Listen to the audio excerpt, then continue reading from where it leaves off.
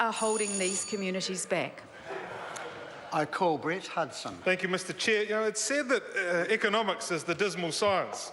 And it is true that Fletcher Tabato has told us all that he has an economics background. But I have to say, listening to the other members on the other side this afternoon, it is clear that they're all aspiring economists, doing their very, very best to talk down New Zealand, to talk down the opportunities of New Zealanders, cherry-picking figures out of thin air to try to show that things aren't as good as the facts actually point out. Because the reality is the backdrop of the 2016 budget is set against sustained solid economic growth, and the Treasury are forecasting stronger growth to come. So that they're forecasting, for instance, that over this coming year, real GDP will rise 2.9%. And in the 5 years, 2.9%, thank you, Ms Dowie, and in the 5 years out to June 2020, it'll average 2.8%. Now that's solid and sustained growth.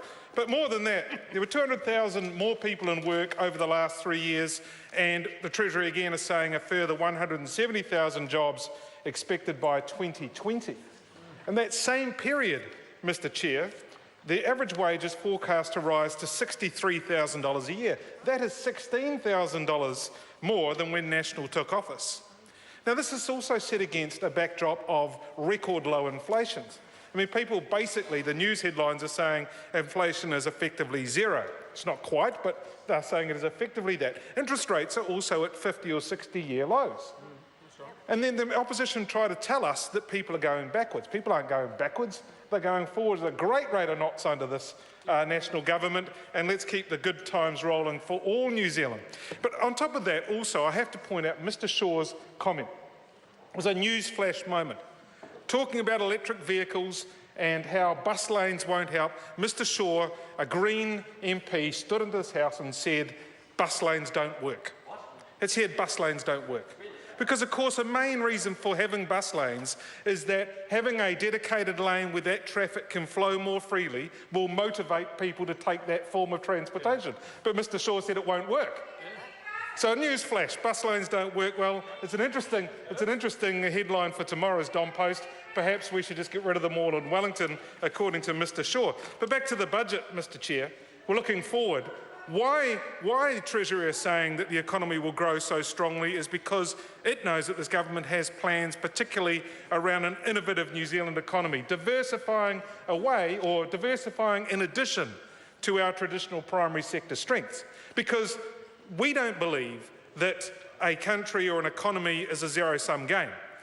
We believe that we can continue to have strength in our primary sector while also diversifying and growing strengths in other areas, such as ICT, Mr Chair, which is my background, an industry which incidentally in export terms has been growing at about 13% per annum, and even the complete sector, including domestic, growing at 9 to 10% year on year, which is great news. So this budget saw an investment of $761 million for an innovative New Zealand. Very, very pleased to see, Mr Chair, investment in both applied but also very basic foundation research. Because as we can all understand, the private sector will have incentives to get involved in applied and experimental research, because there you can see a much stronger link to a commercial outcome. So work we've been doing with the Callaghan Institute, both as R&D performers but also as grant administrators, are helping to motivate those companies to invest more of their own cash and their shareholders' equity into research and development, particularly in those areas that they can see the link to a commercial product.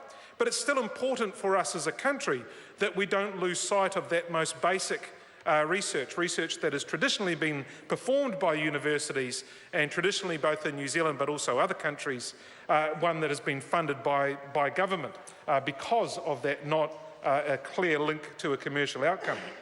So I'm very pleased to see, for instance, the additional $66 million over 4 years into the Marsden Fund. And I have heard representation from the Institute of IT Professionals that would like us to lobby for the Marsden Fund to prioritise some more of that research into ICT area, and given my background, I'm very pleased to champion that. Another area, though, Mr Chair, in infrastructure, I just want to touch upon as I conclude, is UFB. opening up opportunities for New Zealand businesses and New Zealanders. 2.4 million New Zealanders can now connect. The build is almost at 70%. Great news.